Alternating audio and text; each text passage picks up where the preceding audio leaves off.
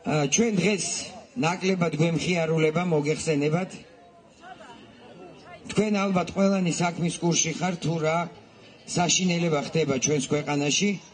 ჩვენ დაახლოებით ყველა მეს ვიცოდით, მაგრამ ნანახი მაინც ძალიან მძიმე აღმოჩნდა. ალბათ ვარაუდით ფიქრობდით, რომ ეს ჭორია და არ შეიძლება ასე ხდებოდეს ცივილურ ქვეყანაში, მაგრამ სამწუხაროდ ჩვენ ნახეთ ის, რაც ვნახეთ. ამიტომ ჩვენ უნდა დავაფიქსიროთ ჩვენი პოზიცია, უпростоრედ თქვენ უნდა დააფიქსიროთ ეს პოზიცია, იმიტომ რომ ჩვენ თუ დღეს არ დავდგებით სიმართლის სადარაჯოზე, ხვალ ყველას კარზე მოგვიკაკუნებს ის უბედურება, რაც თქვენ ყველამ ერთად იხილეთ. მე რომ დიდხანს აღარ შეგაწყინოთ თავი და მაინც ახალგაზრდება გაიაროთ ქუჩებში უკვე საკონცერტოდ მოემზადოთ, მაინც მოკლედ ბოლოს სიტყვაც გეტყვით ერთ რამავს.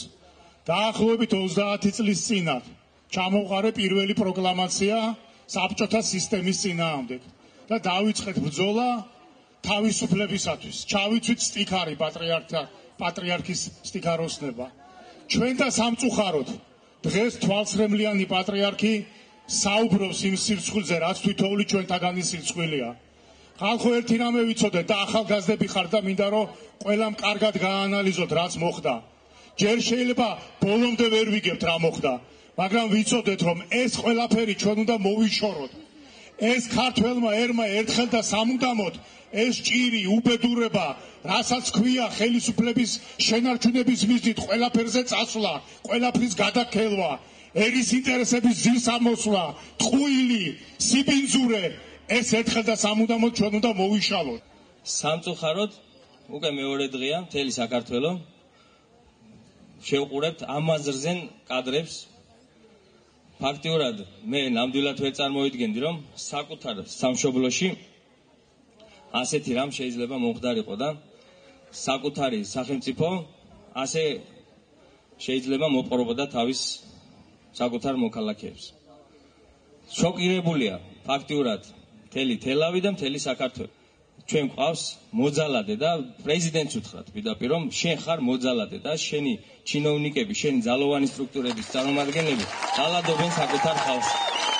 დიდი ხანია ვსაუბრობთ, რომ ჩვენი ხელისუფლება არის მოძალადე, არ გვაქვს ადამიანის უფლებებს, არ გვაქვს პატიმრების უფლებებს, მაგრამ თუ ამ დონეზე საზიზღარი იყო ჩვენი ხელისუფლება და ამ დონის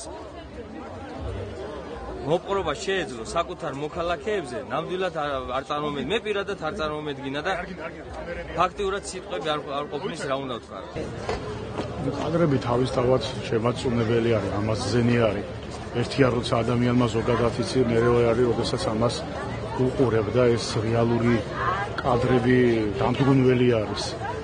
მე ვფიქრობ, რომ ეს უნდა იყოს რაღაცა გარკვეული კათარზისის მომტანი, მთლიანად საქართველოსათვის, მთელი ჩვენი საზოგადოებისათვის. მე ამ შემთხვევაში მოძალადეც და ძალადობის მსხვერპლიც რო იტყვიან, უნდა დავინახო როგორც მთელი ჩვენი ერის საერთო ტრაგედია.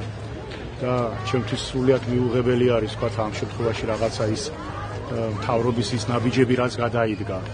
ეს არ არის არანაირად საკმარისი იმისათვის, რომ ვითარება შეიცვალოს და გამოსწორდეს. უნდა მოხდეს მთლიანად სისტემის შეცვლა. აქ მე არ გულისხმობ მხოლოდ პენიტენციალურ სისტემას. მთლიანად ეს ყალბი, ფარული დემოკრატია უნდა გაქრეს და ჩვენ უნდა რეალური დემოკრატია, რეალური თავისუფლება, რეალური პატივისცემა ადამიანის ავისწავლოთ.